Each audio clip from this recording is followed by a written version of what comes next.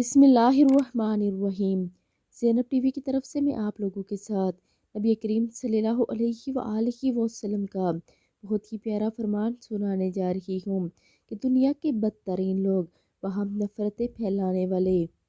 حضرت اسماء بنت یزید رضی اللہ تعالی عنہا سے روایت ہے کہ نبی اکرم صلی اللہ علیہ وآلہ وسلم نے ارشاد فرمایا، اے لوگو، کیا میں تمہارے بہترین لوگوں کے بارے میں خبر نہ دوں؟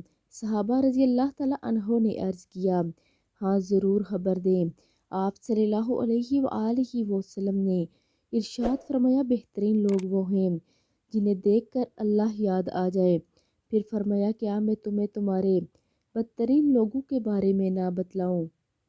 صحابہ اکرام رضی اللہ تعالیٰ عنہ نے عرض کیا، ہاں ضرور خبر دیں۔